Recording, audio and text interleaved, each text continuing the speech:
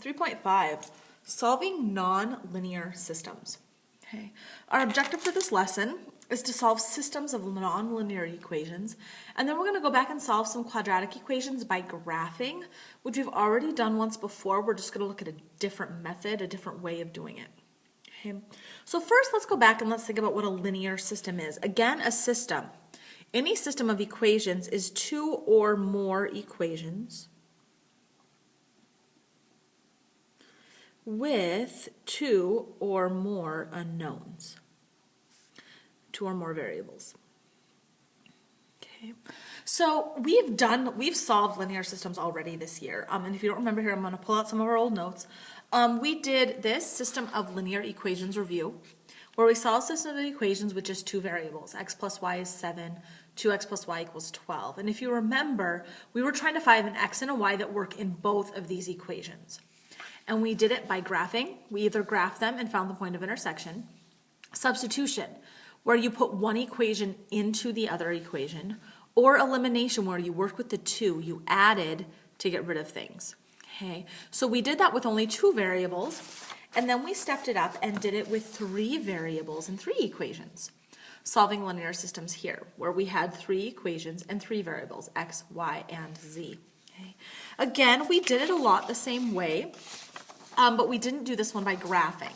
Okay, a lot of the time we did that addition, or what we call elimination method, where you added them to get rid of one of the variables, or two of the variables in some cases. Okay, so those are our linear systems. Again, our linear, what we mean by linear is that the variables themselves have no exponent other than 1. Okay, so you have no squared, no to the third. So that's what we call linear. Okay, so no exponent other than 1.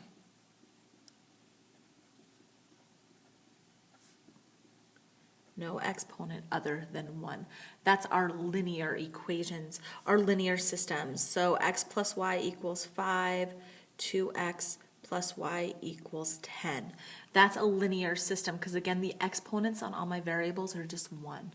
Okay, today we're going to basically apply our methods from before to solve nonlinear systems. So now we're getting into systems where you have exponents other than 1. For example, y equals x squared plus 2x minus 4. So this is a quadratic, that's an x, because my x is squared. So this is going to graph a parabola. Okay, and then my other equation could be y equals 2x plus 5.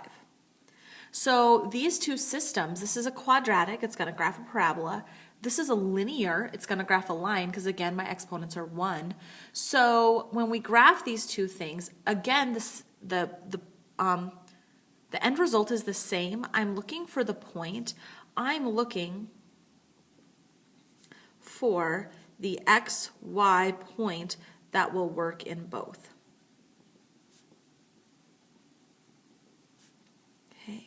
So I'm looking for the point that will be on both of those equations. Okay, so the possibilities, again here, if you have a parabola and a line. So like this case where you have a parabola, again this one's going to graph a parabola because it's x squared. And this one here is going to graph a line. Okay, so really you have three different scenarios. Either there's no point at all that they have in common.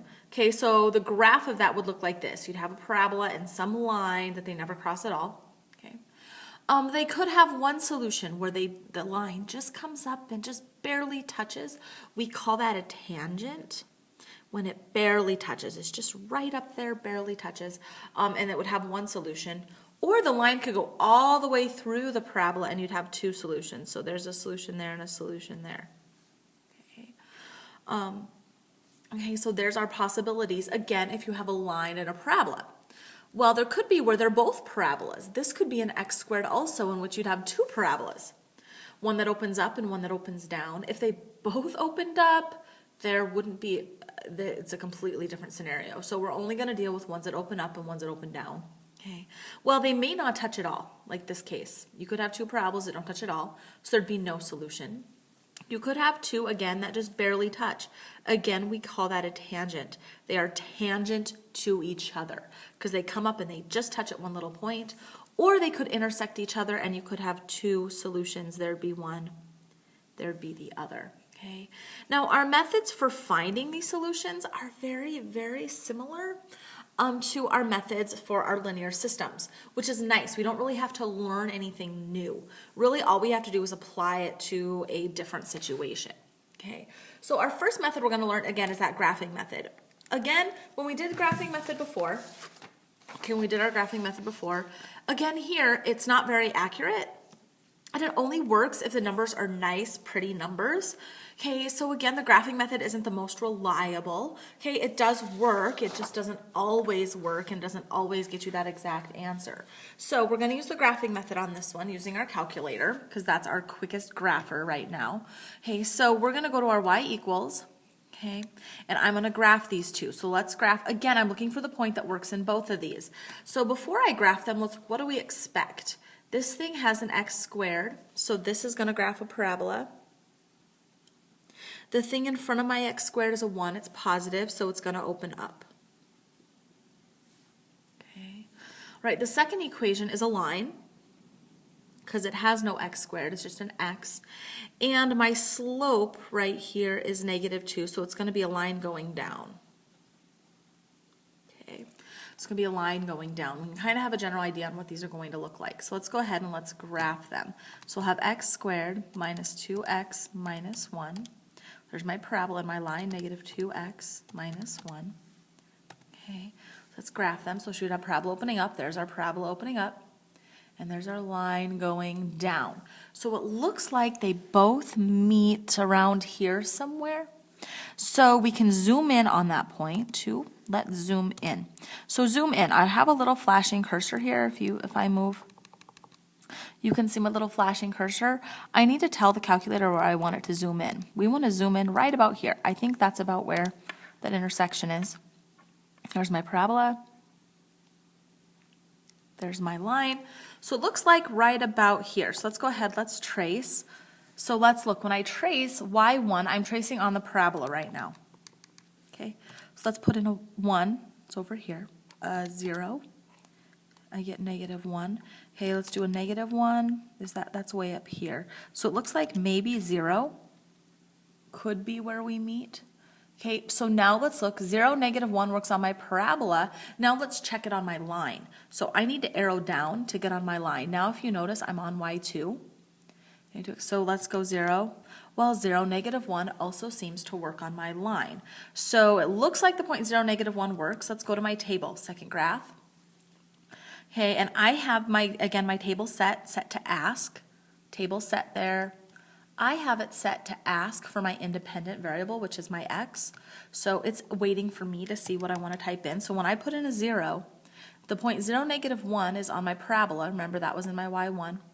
The point 0, -2 is on my line. That was in my y2. So it looks like the point 0, -1 worked in both. But I'm going to double check. I'm going to put a 0 into the first equation for x. Make sure I get a -1 for y. Again, this is my x, this is my y. So, does -1 equal 0 squared minus 2 times 0 minus 1? 0 squared is 0, 2 times 0 is 0, minus 1. 0 minus 0 minus 1. Yep, it worked in my parabola, it worked in the first equation. Now let's check it in the other one. When y is -1, -2 times 0 minus 1. -2 times 0 is 0 minus 1. And it worked in the other one. So it looks like this is my solution point. But again, the graphing method only works when first of all, when the solutions are nice. This is a nice solution, 0, -1. Okay, if it had been a half or a third or a square root or something weird like that, it wouldn't have worked. Okay, but it still takes a little work to make sure for sure that it worked. Okay. So let's look at some other methods of solving these so we can find the solutions, because again, the graphing method isn't always the most reliable. Okay, so one method is our substitution. So if we go back to our notes from our system of linear equations, our substitution, we solve one equation for one of the variables and we substitute it into the other equation. So we're going to do the same thing here. We're going to solve one equation for one of the variables. Okay, so let's pick one of these two equations. I always start with the simplest. So to me, the simplest equation between this one and this one would be this one down here. Okay, so I'm going to take that equation and let's solve it for, I don't know, x or y, which it doesn't really matter. I think I'm going to solve it for y because I think y is going to be easier to plug in up here because there's only one y, but there's two x's. So I'm going to solve it for y. So we have x plus y equals 4. So I'm going to subtract the x from both sides. So y equals 4 minus x. Okay, so I know now this is my y. So I'm going to now replace that thing. I'm going to replace this up here and here for y. That's hence the substitution part. I'm going to substitute it up in. So I'm going to write this equation as is, x squared plus x minus, but now instead of writing a y, I want to subtract that thing. But again, I want to subtract that whole thing, not just the first thing, so I need to put parentheses around it. I want to subtract that whole thing equals -1. Okay, so we'll have x squared plus x. Again, I want to subtract all of this, so I'm going to distribute -4 plus x. So then I have x squared plus 2x's when I put together my like terms, -4. So now here I have a quadratic, x squared, but there's no y in it anymore. So I can solve this like I solve all my other quadratics. So I think I'm going to get it in standard form. I'm going to add the 1 to the other side. So I'm just adding 1 to both sides, get it set equal to 0. X squared plus 2x minus 3. I think, so now we just have this quadratic to solve. So this leads back to our last section where we solve quadratics. We have many methods. I could complete the square. I could use a quadratic formula, factor. I'm thinking this one might factor nice. Let's try it. X and x gives me x squared. I want to multiply to get -3 and add to get 2. So it looks like 3 and 1 are my only options. If I have a +3 and -1, when I multiply them, I get the -3. When I add them, I get the 2. So it looks like that works. X plus 3 and x minus 1. Okay. So then now I set each factor equal to 0. X plus 3 equals 0, or x minus 1 equals 0. Subtract the 3 from both sides. Okay. Add the 1 to both sides. So x equals -3 or x equals 1. Or remember our big upside down V is the word or. Okay, so I have two possible x's here. So if this was my x, what would my y be? Because again, we're looking for that ordered pair, x and y. So I can actually plug this back in, again, that substitution, because I know y equals 4 minus x. So y is going to equal 4 minus a -3. So that would be 4 plus 3, so y is 7. So that gives me the ordered pair -3, 7. Now if x is 1, y equals, again, 4 minus x. So y would equal 4 minus 1, y equals 3. So then if x is 1, y is 3. So it looks like we have the point -3, 7, and 1, 3. But let's double check them in here and make sure they worked. So I need to take x and square it. So let's check this point first. I need to take x and square it. So x is -3. I need to square it. Plus x is -3 minus my y is 7 and make sure I get -1. Yep. So that point worked in the first equation. Let's try it in the second. X is -3 plus 7. Yep, it worked. So that one worked in both equations. Yay! Now let's try the next one. X is 1, so we're going to take 1 and square it. Plus, again, x is 1. Minus my y, which is 3, and we get -1. So it worked. Now 1 plus 3 is 4, so they both worked. So my solutions are -3, 7. There's one ordered pair that worked, and 1, 3. So this situation had two solutions. Again, this is a parabola because it's x squared plus x, and this is a line. So really what I have here is if I was to graph them, they would intersect like this. I'd have a parabola and a line, and there'd be 2 points that they had in common. Okay, and I was able to figure that out without having to actually graph them. Right, so then we had one other method, and that was our elimination or addition method.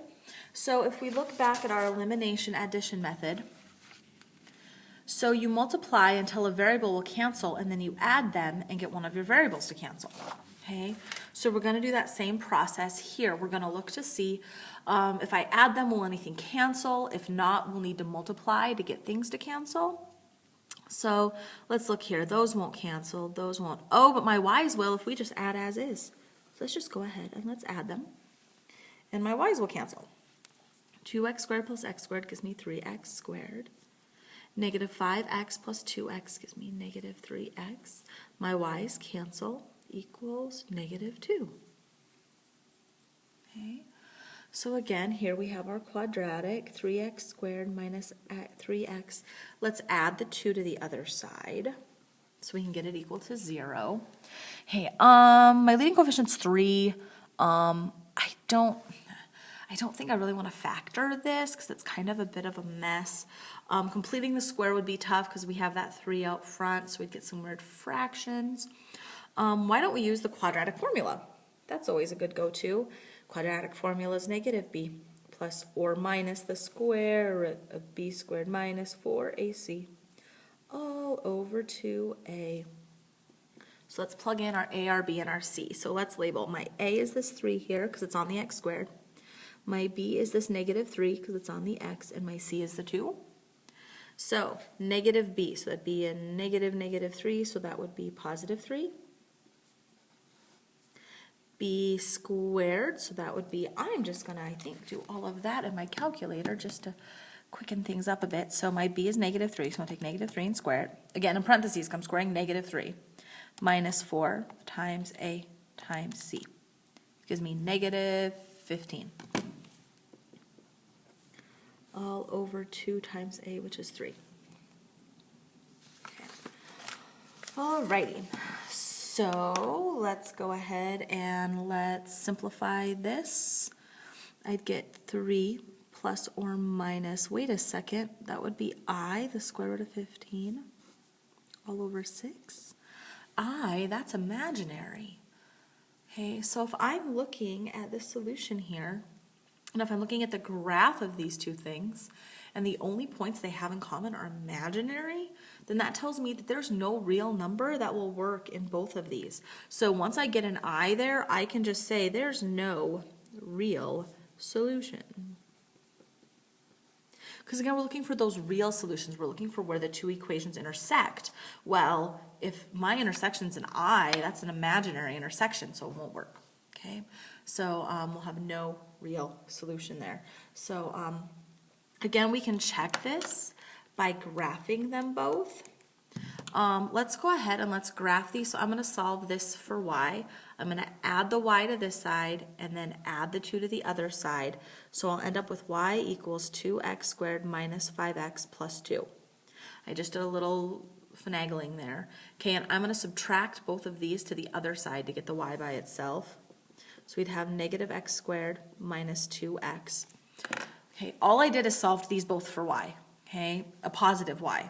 Okay, so if I graph them, if we look at the graph of these, we'd have 2x squared minus 5x plus 2, and then negative x squared minus 2x. And we look at the graph, oh, remember we zoomed in, so I'm going to need to fix my window. Well, actually not really. We can see by that window there, these two things are never going to intersect. Here's my parabola opening up way over here. Here's my parabola opening down way over here. There's no point they have in common. There's no point they share. So again, it's no real solution. And I could tell that then by my work here because I got an I. Okay, so now you have 3 your turn problems. So I want you to pause the video and I want you to come back and do your turn problems 1, 2, and 3. Okay, so again, here it says solve the system using any method. Explain your choice of method. Why did you choose what you did? Okay, so you're either going to graph them, use substitution, or use our elimination method. And again, one method or two could be easier than the other. One method might not work at all, really. So just go ahead and then explain why you chose that method. Did it work out nice or not? You need to attempt every single one of these problems and come to class ready to discuss them. If you have any issues, rewind the video and watch my examples again. Okay. All right, so let's, once you're done with those, start the video again. Okay. All right, the equation of a circle. Okay, so far, the equations that we're dealing with, the only thing, we've either had an x squared or a y squared, but not both. The equation of a circle has both. It's x squared plus y squared equals r squared, where r here is the radius of our circle. Okay, you cannot graph a circle in your calculator. Can't graph it in your calculator.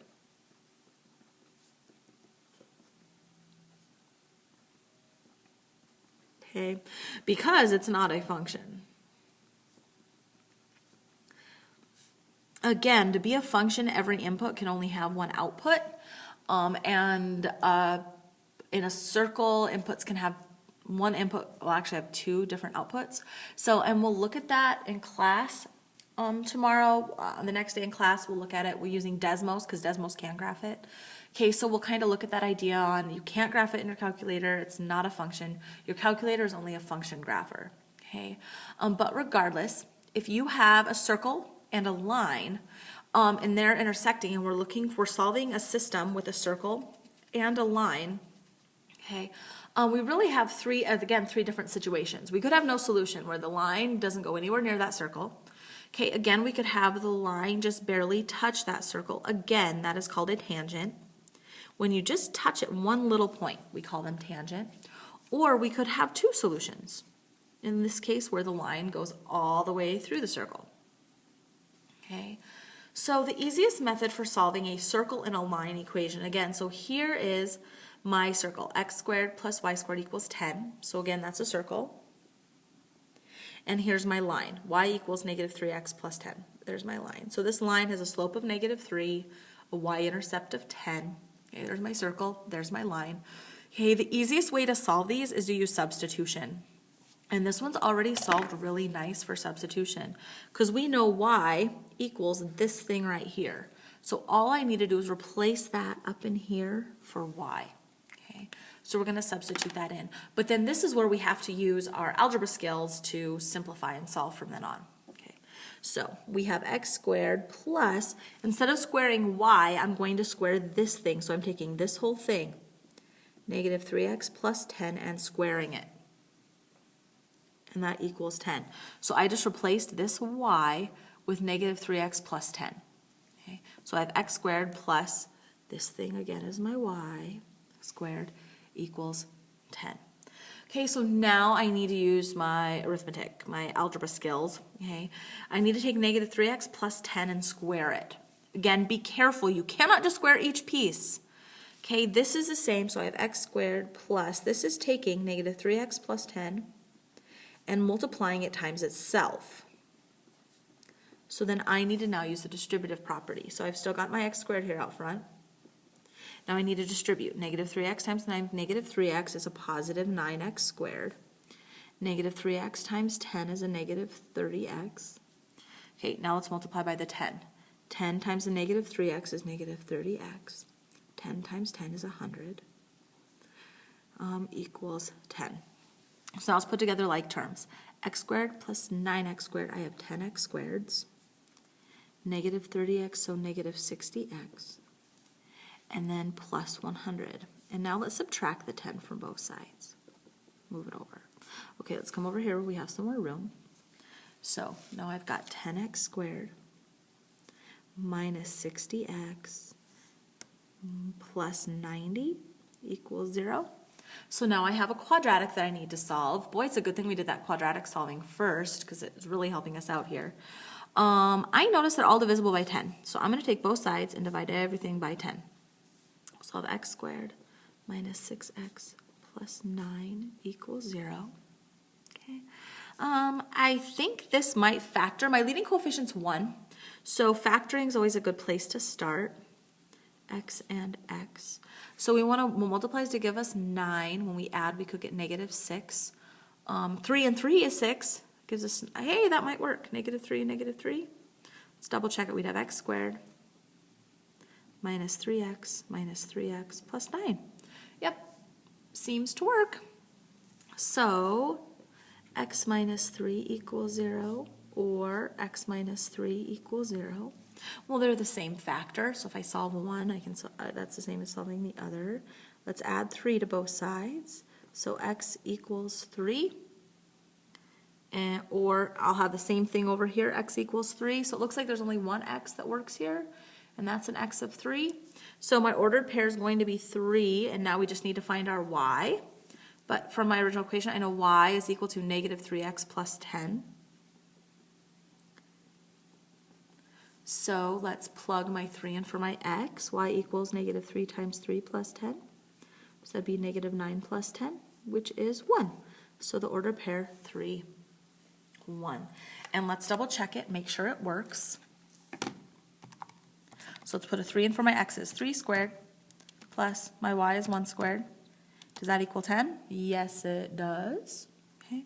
And now let's try y is 1. Negative 3 times 3 plus 10 is a y of 1. So yep, it worked there also. So the point 3, 1 is the only point. So if I was to graph these two, you can't do it in your calculator, but we can do it in Desmos, we'd have a circle and a line only touching at one little point. They would be tangent to each other. Okay, so now you have some your turn problems. So pause the video and do your turn problems 4 and 5. Again, they're very, very similar to here, example 4. So if you get stuck, rewind the video, go back and watch these. Okay, all right. One last thing. This is our last bit of this video. Sorry, this video is running a little long. Okay, so we're going to solve some equations by graphing. And we solved equations by graphing before. Okay, like if, let me flip back in my textbook to the part where we solved equations by graphing. Okay, if I had the equation x squared minus x minus 6 equals 0, hey, we would graph it and see where does it equal 0. We would look for those x-intercepts. So we'd graph x squared minus x minus 6. Let's delete that guy. And we'd be looking for those intercepts. Okay, let me change my window, zoom 6. Hey, so we're looking for those x-intercepts. Okay. Where our y is 0. We're looking for x's where y is 0. But our graphing method only worked if we were set equal to 0. Okay? Okay. We can actually solve equations if they're not set equal to 0 using our graphing calculator, basically by graphing both sides and looking to see where they're equal. Okay? So here in example 5, we're going to look at that. I'm not going to set them equal to 0. I'm just going to treat this like one function and this like the other. So I'm going to graph y equals this and y equals that and look for where the two equations cross. Okay, so basically I'm going to graph y equals this thing. So we'll graph y equals that first equation, 3x squared plus 5x minus 1. Okay, and I want to see where does it equal this next equation, negative x squared plus 2x plus 1. So I'm looking for the points that these two have in common. Okay, so there's the one equation. Okay, and there is the other. So I'm looking for the points that they have in common. What x's make the one equal to the other? Okay, so to find those, we're just going to do some tracing, and it looks like it's right up there at maybe 1, nope, 0, a half, maybe somewhere around that intersection right there, and then here at negative 1 maybe. Okay, so again, we're looking for those points. So we can go to our table here, and let's see, negative 1, nope, they have different values, 0, nope, 1. So again, we're looking for where those two equations, and I thought this one worked out a little nicer. Okay, we're looking for where they intersect, and it looks like they're kind of an in-between, but guess what? Your calculator can find those in-betweens. It can approximate it. Again, it's only approximation. If I went to my trace button, I went to second trace, which is calculate. I can actually find a point of intersection, intersect, option 5. So it's asking me to be on my first curve. So my y1, so hit enter once you're on your first curve. Then it jumps you down to your y2, second curve, hit enter again. And then it's going to guess. So then I need to get kind of where I think it is and hit enter. So it looks like an x of negative 1.18. Again, that's an approximately, but I can write that down. X is approximately negative 1.18. This is one, again, another thing where a calculator does have a limitation. It's only giving me the approximate answer. It can't give me the exact. To find the exact answer, I'd have to rely on some of my other solving quadratic skills, such as the quadratic formula, completing the square, and so forth. But then I can find the other one, again, by going second trace, my calculate option there. Again, intersect, option 5. First curve, second curve, and then I need to get by the other arrow over to where my cursor's close to the other intersection. Hit enter, and it looks like it's approximately 0.43. 0.43. So there are my approximate x's that will make this one equal to that one. Again, this isn't a system because it's one single equation. The only variable I have in there is x. Okay, but we're solving it kind of like a system. Okay, and getting those approximate intersections. Okay. All right, so now I want you to try your turn, problem 7 and problem 8. Again, approximating. So an approximation is okay here because sometimes that's all you need is an approximation. An exact answer isn't necessary. So again, we're making an approximation here. So I want you to do your turn problem 7 and 8. Come to class ready to discuss.